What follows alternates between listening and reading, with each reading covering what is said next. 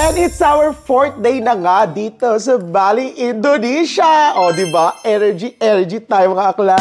So, it's 4:50 a.m. Nakikita nyo ba yan? Hirap na si bakla. Charot.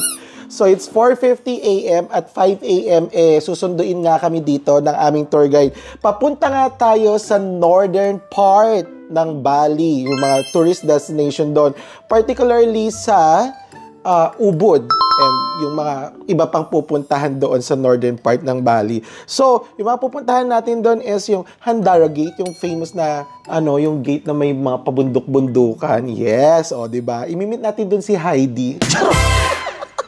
Heidi. Charot. At syempre, pupunta rin nga tayo sa Wanagiri Hidden Hill. Alam niyo yung Wanagiri Hidden Hill. What a girl wants, Wanagiri Hills, Wanagiri has it, have you set you free. May entry lahat. Lagi may entry. At syempre, pupunta rin tayo sa Ubud Palace. So, syempre, pupuntahan natin yung wala masyadong entrance fee. Wala entrance fee ito, bakla. At saka pupunta tayo sa Balinese Plantation and Tea Coffee Testing. So, doon natin iti-test kung magpapalpitate ba tayo for today's video hanggat hindi natin nauubos yung mga kape galing sa tayo ng mga yung mga luwak-luwak kinemberlu. At syempre, pupunta rin tayo sa Tirtha Empul Temple. Magkakarayam yun na, daya. Tirtha Empul Temple Ample. So, ito yung parang yung maliligo kayo, parang may pa-cleansing. O, syempre, ang dumi-dumi naman ni bakla, diba? So, para, malinis-linis naman yung pagkatao natin at yung kaluluwa natin, bakla. Kahit dito lang sa Bali, magpalinis tayo sa isang temple dito sa Bali. At, syempre, pupunta na rin tayo doon sa parang, public market, which is yun yung pinupuntahan dito ng mga turista kasi yun yung parang hindi mo na kailangan tumawad dahil yung ibibigay nilang presyo sa inyo is local price all over the public park. All over the public market. Panginoon, taas ang energy ni bakla. Mag-alas 5. Alam nyo kung anong oras kami natapos kahapon? Dapat tapos na kami yung ketchak dance ng 6:30. Nakauwi kami sa sobrang tropic dito sa Bali ng mga magna-9 na ng gabi. Tapos laps pa. Tapos anong oras na lang kami nakarating talaga? Mga 10:30. O syempre, ligo-ligo pa sila akla, di ba? So mga 11:30 na kami natapos. Tapos nagising kami ngayon ng mga mag-4 a.m. Before 4 a.m. Oo, mga akla. Giyagawa namin to sa inyo, mga akla, para mas bongga yung vlog at saka mapasaya namin kayo at wala kayong mamiss sa aming vlog. So, at speaking of the vlog, mga akla, sobrang nakakatuwa yung eksena kahapon. Dun sa ketchak dance. Tama, April? Oh, may ama ka. Chris, ama! Lumabas ka dito para meron kayong contribution dali. Sama! Oh, ganon. Nakakatuwa yung ketchak dance kinemberlu, no? Kasi yung chak. Parang pala nila yon, parang chanting talaga nila sa kanilang religion. And then ang daming mga gods and goddesses na mga lumabas kahapon. Medyo, alam mo sa atin na hindi tayo Hindu is yung mga makeup nila at saka yung mga costume nila is nakakatakot talaga, no? Pero ang ganda ng culture, ang ganda ng tradition na pinakita nila sa amin. And, Diyos ko, parang na LSS kami simula sa paglabas namin dun sa dome hanggang sa makauwi kami, bakla, hanggang sa kinantahan din namin yung yung driver, si Kuya Jun, no? Saka hanggang ngayon yung chak. Oy, parang nasa niban sa mga espiritu nung chak. Bye, charot lang. Pero, grabe, nakaka-LSS yung yung chak. And, ayun na nga, mga akla, dire-diretso na natin yung pag-vlog natin. And, medyo malayo-layo yung ating pupuntahan kasi nga nandito nga tayo sa, sa Kuta. And, sabi nila, kuya, if alis kami ng 5 a.m. for today's video. Makakarating naman kami doon ng 6 a.m. para mas mauna kami doon sa, sa Handara Gate. Kasi mahaba yung mga pila. Mga akla, grabe din yung traffic dito paggabi. Paggabi lang ha. Kasi ang daming party people, daming kainan, ang daming mga, alam mo yun, nagpupuntahan sa mga iba't ibang mga, destination dito sa, tourist destination dito sa Kuta. Kaya, mga akla, manage your expectations kapag mga around 7 p.m. na, ayan na, grabe na yung traffic dito, hindi na talaga gumagalaw. So, maglalakad talaga kayo ng bonggang-bongga. Huwag kayong magpaka-diva dito. Nanermon sa vlog. So, ayun na nga mga akla antayin na lang natin yung mga bakla doon sa kabilang room dahil mga nag-aayos-ayos na yung mga akla. And see you papunta ng Ubud and northern part of Bali. Energy gap. Charot. Energy ba? Energy, Chris? Energy din, April. Diba? Handa na kami. Northern part of Bali. See you there!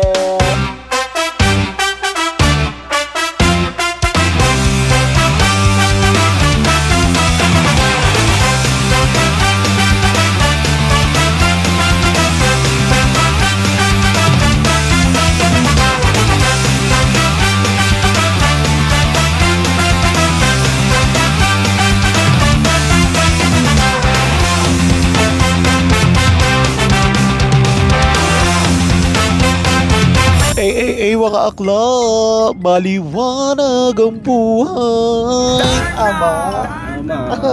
Kayo. Maliwanag na mga akla, Diyos ko day. It's 6:30 na ng umaga dito sa Bali. So nandito na nga kami sa taas, sa northern part ng Bali, which is papunta na nga kami ng Ubud. So malapit-lapit na kami sa aming first destination, which is yung Handara Gate. Handara Gate. Ay, Diyos ko day. Medyo tulog pa nga si kumari nating April. Ayan. Diba pa? Contribute back. Say hi. Ubod ng antok. Ay, sabog. At syempre si Chad. Chad, contribute. Ay, gising lang. Ay, taray. Harap-harap naman dito. Opa. At syempre, ang contribute ni Chris. Opa. At ang contribution din naman ni Longma. Ay, magkano? Wait lang. Nagtataka ba kayo kung bakit wala ang Jesvin? Di ba? Hindi kinaya ng mga akla. Hindi ko kinaya. Hindi kinaya ng mga akla. Ama ba? Kayo magkakakwarto ha? Kinaya antok, tapos pagod kasi nga maraming ginagawa rin ang Jesvin. True. So actually, bumili pa talaga ng outfit si Jessica kasi nga gusto nga bet niya talaga yung pupuntahan for today's video. But syempre, hindi naman natin pwedeng 'di ba? Yung parang i-push pa yung katawan natin kung kailangan naman talaga ng pahinga, ama. Syempre, 'di ba? Kailangan muna i-secure muna ang ating katawan bago ang aura, 'di ba? So ayun mga akla, dito pala sa Ubud, medyo malamig siya, para siyang Baguio feels. No, parang Baguio feels. So nakakatuwa kasi doon sa baba sa Kuta ang Ginet, yung Kuta ng inang Ginet na yan. Pero dito sa Ubud naman ng lamig. Ama! Di ba? Paano ulit? Paano? April? Wala pang energy. Wala pa kaming kain mga akla, kaya medyo May energy gap pa. wala pa kayong masyadong kain mga akla. Wala pa talaga tayong kain. Kaya medyo monggi muna kami for today's video. Hindi, pero malamig. Makulimlim yung niya, peg niya back. So, kita-kits na tayo doon. Ayun daw, may palik daw. Ayan yung palaki. Palaki. Pak. Diba? Ayan. Ratan Lake. Ayan, Kaso ito yung tain ng ng ibon. Ito yung lake. Pakak ka dyan, day. So ayun mga akla, pagkatapos natin dito pupunta na tayo sa exciting part, yung Gandara Gate. Yun yung parang dito, pinaka-highlight ng ating tour or second tour dito sa Bali. So see you there mga akla! Bye-bye! Go, go, go!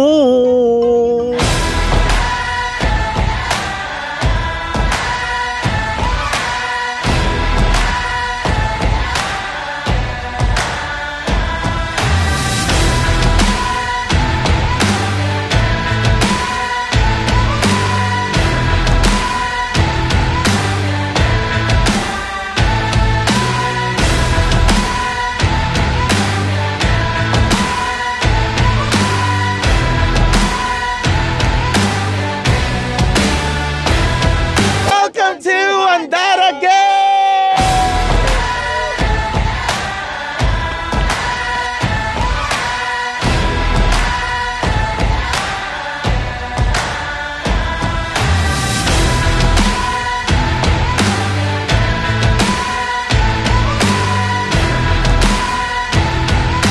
So ayun na mga akla, tapos na nga tayo mag-video, mag-picture taking para sa ating mga pagpapayabang sa mga kaibigan at mga kapamilya natin na na laging nalalait sa atin at lagi tayo inalipusta ng mga bata tayo. Mainggit kayo dahil Uy! So ayun na nga, meron na nga tayong mga pictures, videos, at syempre, mga pangmalakasang montage para sa ating YouTube channel. At syempre, charot-charot lang yung mga pagpapayabang ha. Charot lang talaga yun. So ayun mga akla, siguro kakain muna kami ng breakfast. Siguro deserve naman namin mag-breakfast, no? At grabe yung lamig dito, te. Hindi tayo pagpapawisan at hindi tayo makakasim. So punta na tayo sa ating next destination or baka kumain muna kami ng almusal dahil maaga-aga pa naman. O, di ba? Gusto niyo yun? Gusto niyo yun? Char!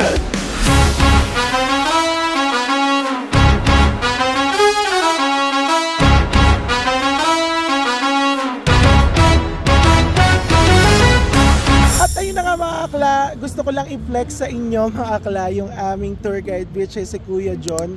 He is a Balinese, local Balinese Indonesia dito sa Bali. So, tingnan nyo naman mga akla, for the Pinoy pride for the Pinoy taxi, talagang grabe yung marketing niya, saka yung pagmamahal niya sa mga Pinoy, grabe. Oh, I'm your pogging driver, John Bali Driver. So mga akla, sa mga gustong pumunta dito sa Bali at gusto nyo ng safe at saka affordable at syempre excellent service, customer service pagdating sa pagta-travel, i-recommend ko sa inyo si Kuya John kasi alam niyo hindi siya yung nananamantala sa mga tour guide or hindi siya yung nananamantala sa mga tourist na katulad natin. Kasi alam mo, tinas namin siya na since pito kami, hindi kami parang kakasya or magiging comfortable sa sasakyan. Sabi niya, try nyo muna itong sasakyan ko na pang 7-seaters. Maybe baka mas fit yan sa inyo. And sabi niya, mas mapapamura kayo kasi kapag nag-high ace kayo, mas mahal siya. Kung kakasya naman kayo dito sa sasakyan ko, is mapapamura kayo at hindi na rin kayo magagastos ng sobra-sobra. So, grabe.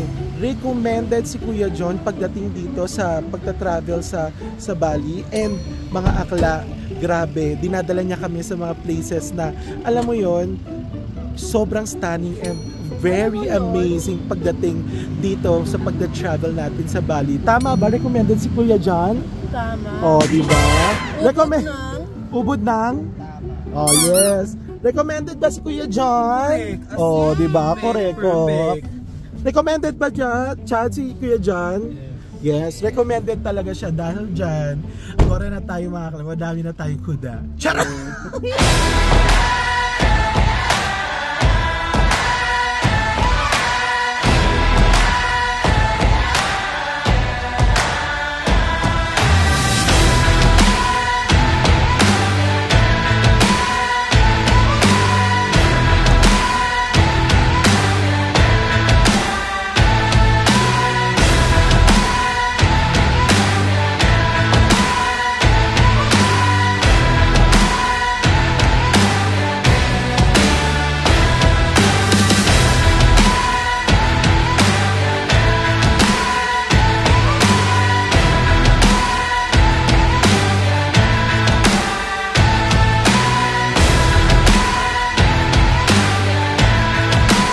So ayun na nga mga akla, nandito na nga tayo sa Ulundanu Temple. O diba? Ang ganda mga akla. So mga akla, nag-avail kami ng ticket dito. So meron naman siyang entrance fee. So very common ang entrance fee dito sa Bali, Indonesia. So ito ay nagkakalaga ng 75,000 Indonesia rupiah or parang lumalabas na magkano ba? Mga nasa almost 400 pesos. Mga ganun yung atake niya. So mga akla, kung pupunta kayo dito sa Ulundanu Temple, recommended to kasi sobrang laki niya. So we have here at the back is the Buddhist temple, and then ito sa the back naman natin, itong pupuntahan natin is the Hindu temple. O diba? Tama ba? Tama. O, correct. Tama kayo. O diba?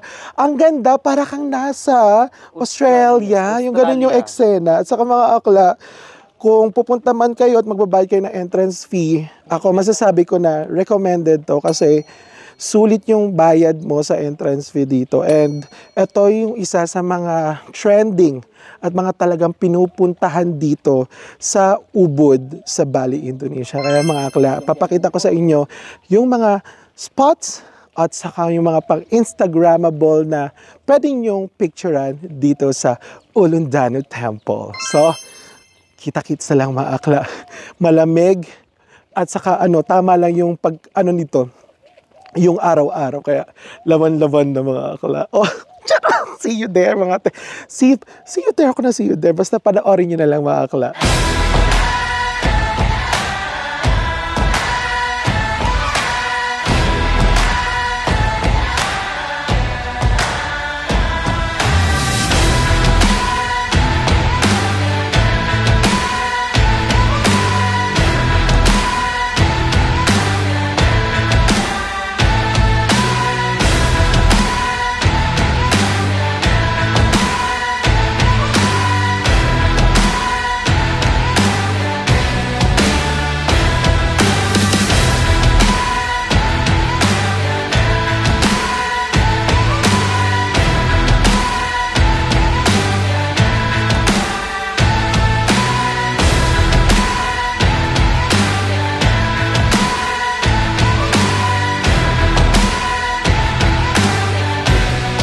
Ayun na nga mga akla, nakita nyo yung montage natin. Ang lakas, diba? Pawa! O, diba?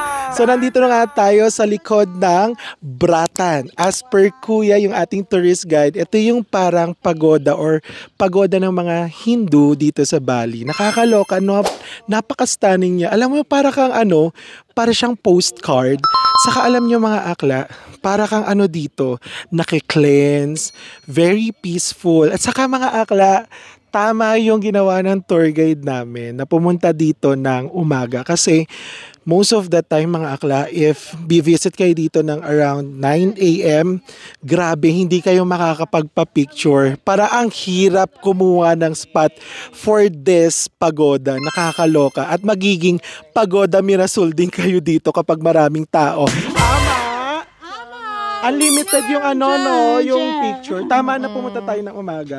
What can you say about the temple? Ang tahimik. Para kang wala sa Indonesia. Para kang nasa mga Australia ganon. New Zealand ang Very peg. nakaka-refreshing. Pang-retreat ang peg. Ay, Ay, kabog. retreat. Ako buti na lang Balong. talaga maaga tayo kasi wala tayong mga kaagaw din sa yung mabilisan. Marami ka bang pictures? Oo, sobra. Gagawa na nga ako ng album eh. Yes. Yes! Ikaw, Chris. Contribution ko dun ba? Yun na yun. Hindi, mas maganda pag maaga talaga pumunta kasi una hindi sobrang mainit, tsaka yung hangin napakasarap, and then walang masyadong tao. Yes, Walang correct. pila, And how was your anytime. experience about seeing this kind of pagoda? Majestic. Cambodia Ayan na na naman naman. sa majestic. Ayaw tigilan. Majestic, Picturesque. Oh, pero Diba? napakaganda. Correct. Sobra. At syempre yung ating cameraman, what can you say about the pagoda here? Malamig. Pagoda, te. Pagoda. Yung nasa likod mo, oh. Nice. And Kuya, our tourist guide. Hello, welcome to our vlog. Can you say Welcome something? to Bali. Hey, thank you. Terima kasih. What can you say about the temple? Like, Temple. The name is Ulundanu Temple. uh-huh. Yeah. And then And they this one is have basically Hindu what? temple. Huh? Hindu temple. Hindu temple. Yes. Is there any meaning on this kind of pagoda? What is the meaning of that? Of the sky. Yeah. Yes. Ah, Of the so god, it's just symbol like, of the god.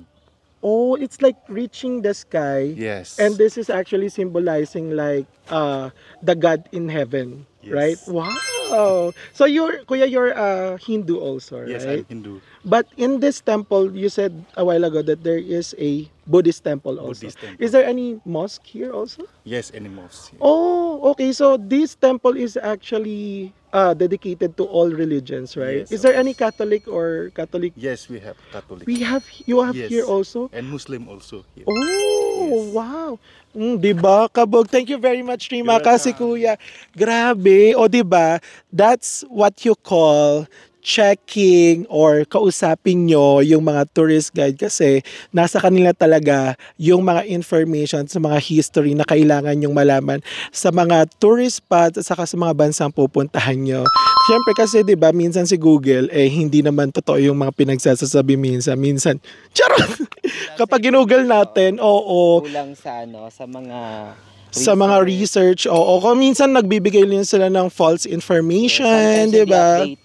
Correct. And then if you want to mapanood yung iba pang mga ganap Yes. namin dito sa Ubud, panoorin nyo yan sa channel ni Balong. Kala mo naman ang dami kong subscribers sa kanang views.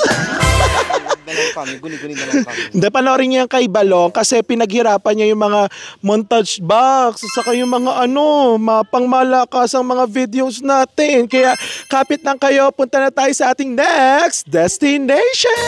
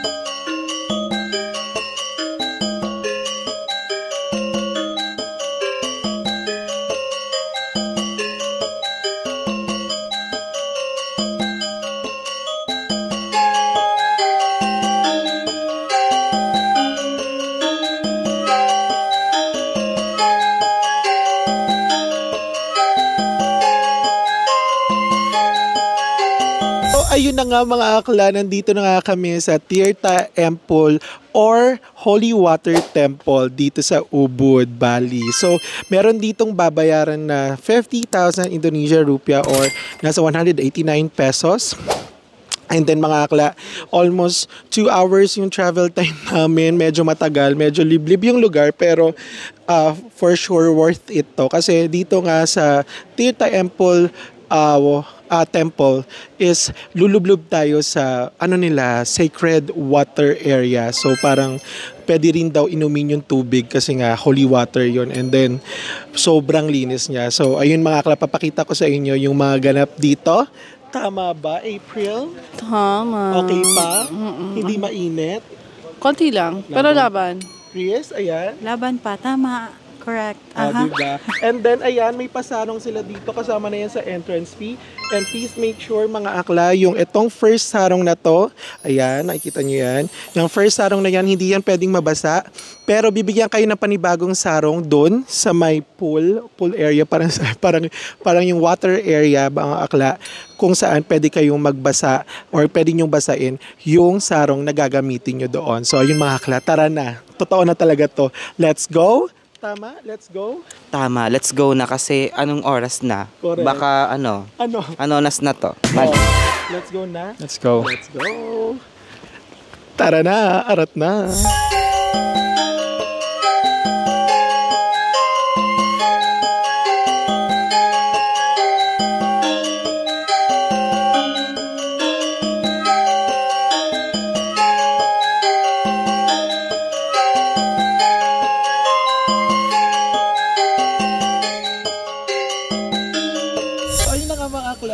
Ready to fight na tayo para try natin yung cleansing nila dito. Tama, Chris?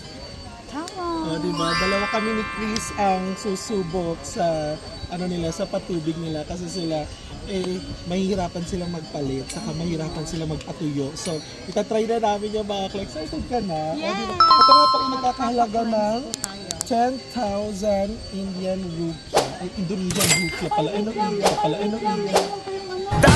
May naiwan siya. So ito ay 10,000 Indonesian rupiah.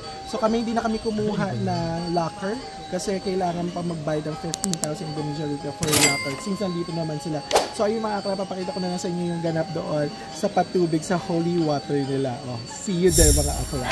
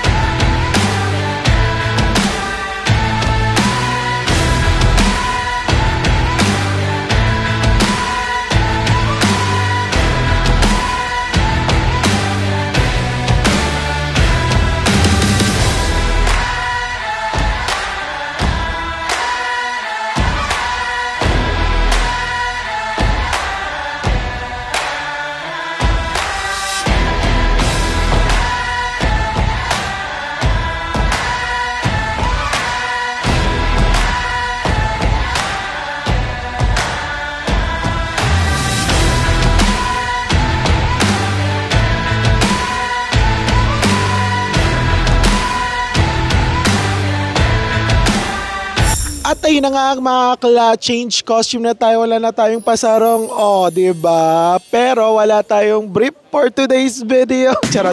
So ayun, grabe, hindi pala pwedeng isang ka lang, yung sa isang water ka lang pupunta. So kailangan, yung butas ng mga water is pupuntahan mo kasi meron siyang for wealth, for health, for fortune, tapos for cleansing, ganyan.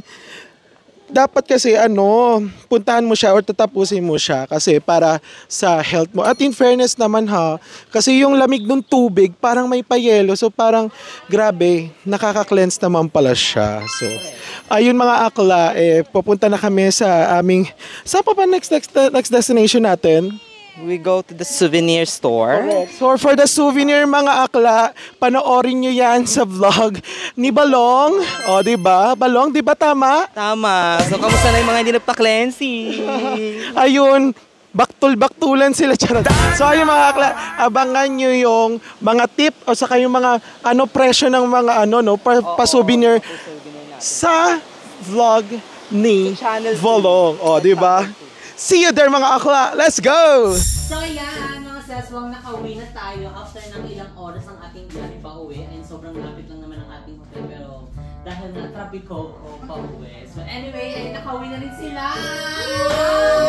Ayan lang naman ako. Chusera, kapalakaan mo te. Bakit? Niwan mo kami, bakla ka ng taon. Kayo talaga talaga nang iwan. Saan ka nakakita ng bumili ng outfit ng madaling araw tapos di sasama, nakakaloka ka, bakla ka ng taon. Ganun, sumakit na yung katawan namin. Sino pag ako nang inatake ng potassium doon, bubuhatin mo ako? Ay, hindi. Malamig talaga doon, Kevin. Yun yung gusto mo, di ba? Yung mga malalamig na mga lugar. Sa tanongin mo, bakit hindi sumama? Charot. Bakit hindi ka sumama? Oh. Anong sakit pa? Tail na din? Potassium na din siya. Papotassium na yan, te. Walang salawan. Ay, wala siyang salawan. Ayan na, iangat yan, iangat. Charot. Kayo humiling sa akin. Birthday ni Balong ngayon. Get happy birthday. Hey!